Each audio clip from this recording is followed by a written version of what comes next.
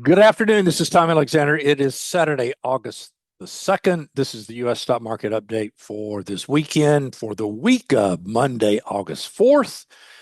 And we finally had a little bit of a break in the U.S. stock indices. They'd gotten, in particular, the NDX had gotten to the silly stage. So this drop that began dramatically at the highs on Thursday following Meta and Microsoft earnings, uh, that reversal that led into the gap on Friday, and then the negative close, at least in the NDX and SPX. Overdue. So, what does this mean? What are the implications of this? Well, the potential is that this is a top of some relative significance. Now, there are some head scratching structural differences here that we need to take a look at because it's there was not there on the one hand you can make a case there's a lot farther to go because there are no technical extremes whatsoever. I mean, trend bounce, but it's not that extreme, and I'll show that. And then we have a big disparity between, say, the equal weight S&P and the New York Composite. So let's just look at the charts and we'll talk about it. Okay, we're going to start with the SPX. Of course, we had the rather dramatic drop. Now, this is the important downside, the immediately important downside level. This level has been highlighted for quite a while. We are off how much from the high? Let's see. We're off from print high to print low in the SPX about 3.34%. So not that big a deal. It's a big deal because it's in 2 days. And obviously, we're not going to continue down at this rate of change. But uh, that's pretty significant drop in a short period of time. And this is an important area. Now, below this area, below this about 6170, I mean, it's a guess where you stop. Okay, let's look at the NDX. And the NDX had a larger degree, larger percentage drop. Of course, it was up 42, over 42.5% too. So, okay, so not quite 4%. And also you can see it traded right into at the low on Friday into this important downside key reference area that is an inflection point. And then if we look at the Dow, the Dow and some of the other indices, actually the SPX and NDX were in all-time highs and all sorts of divergences among between the indices. And that had been going on for actually a few weeks. So the Dow was sort of in the middle of nowhere. If we look at the Russell, if I can find the Russell, it's here. I know it's here. Here we go. Okay. So here's the Russell. The Russell is in the middle of nowhere. Now this is where it gets interesting to me. I'm going to start with the New York Composite, and the New York Composite is down almost 4%. It's down one, two, three, four, five consecutive lower closes. That's pretty extreme, and it's just been straight down off this high.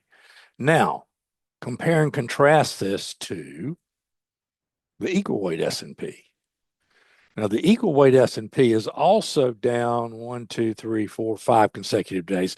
But look at the close of the equal weight S&P. It closed in the upper quarter of its range on Friday. So that's a little bit head scratching. So it's not like Friday was this apocalyptic day with everything closing on bottom tick, eagerly awaiting the opportunity to trade lower in Globex on Sunday evening.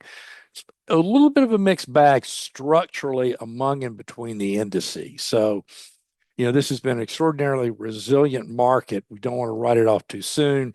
Some sort of downside was way overdue. The market got so compressed to the upside that something like this, even in strong bull trends, you're going to get these retracements. Now, the question is this finally going to be a retracement that not only includes some price retracement, but it takes some time instead of the dip and rip that we've seen since the April low? And the only way we'll know is as we get into trading next week. Okay, let's look at let's look at the internals here. That's not the one I want to show. Let's look at, okay, this is NYSE data. In particular, I keep moving averages. The red is a five. The red is a 10-day moving average of NYSE advancing issues. The green is a 5-day moving average of advancing issues. The blue histogram is closing NYSE breadth. And you can see breadth has been in a pretty narrow band since the middle of July. And, it closed negative 1,000 on Friday, which is no big deal at all. But no concern being shown there whatsoever so far. Now, another interesting view is looking at VIX. Now, VIX spiked and is at the highest it's been, as you can see, since June 23rd, so over a month. However, look at, it's still below this little 3.36% decline that occurred back in May and then in this June decline.